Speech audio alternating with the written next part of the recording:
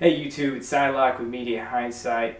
It's October 6th today, and to commemorate 12 days until the Portland Retro Gaming Expo, we're going to take a look at Halloween for the Atari 2600.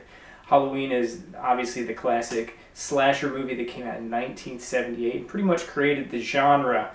But in 1983, Wizard Games released Halloween for the Atari 2600.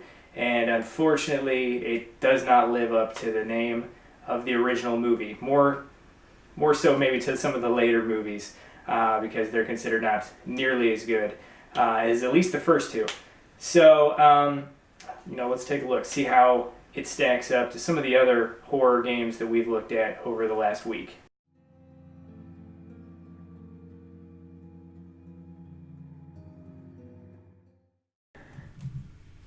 In Halloween, the video game, you control Laurie, and your objective is to safely escort Tommy around the house and keep him safe from Michael Myers. While this objective is even more boring than it sounds, why does Tommy keep popping up in different rooms all over the place? Is he trying to escape his safety, or does he understand how ridiculous it is for his babysitter to leave him alone while a masked murderer is on the loose? You just aimlessly go from room to room between two floors, and generally after a few seconds, Michael will appear and walk toward you in an attempt to remove your head. You can easily walk around Jason though, so he poses very little threat. Shouldn't it be terrifying when he's in the room? The only time he's really an obstacle is when transporting Tommy to a safe zone, as Michael will lurch toward the child. But you can really just run by him if you're fast enough. Just in case you get into a situation where you can't sidestep Michael, there is a one-time use knife or sword item on the bottom floor that will repel Michael out of whatever room you're currently in. When you use it though, Laurie looks like she's punching him. Why is there no knife animation? How lazy could they be? It looks more like she stretched out her sleeve and smacked Michael upside the face. One thing I can't say for sure is whether the game actually has an ending or not. I played for 30 minutes without dying, and it was just an endless cycle of grabbing Tommy and getting him to a safe zone to score points. The game doesn't get progressively more difficult, nor is anything even remotely attempted to keep the player interested. Wait, hold on. I take that back. One thing did keep me interested, and only for a minute or so. Force yourself to lose a life while you're playing. It's kind of hysterical, in sort of a sadistic kind of way. Laurie gets beheaded and runs across the screen like a chicken with her head chopped off. Not only that, but the developers put in the time to actually animate blood squirting out of her neck.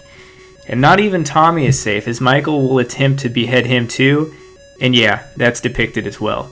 This part isn't as funny, and it's a little crude for my taste. The sound effects are pretty standard fare for an Atari 2600 game, and when Michael appears, the theme of Halloween plays, which is probably the highlight of the game. Unfortunately, you'll be hearing it in every room that you go through, so you'll be sick of it after about 3 minutes. And honestly, that's all there is to say about the audio. It works to a certain extent, but is not going to prolong your enjoyment of the game by any means. There you go, guys. That's Halloween for the Atari 2600.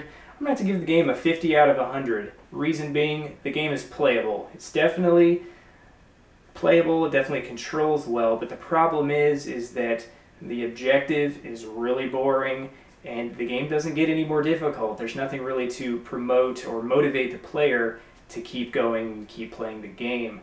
So that's definitely the game's biggest fault by far. And I would think in a game like this, maybe it'd be interesting to look at it from the perspective of the villain. Maybe go around trying to rack up the biggest body count. I don't know, that seems more interesting to me than running away and just dragging kids to their safety. Not that exciting. But as always, I'm Zyloc with Media Hindsight, signing out.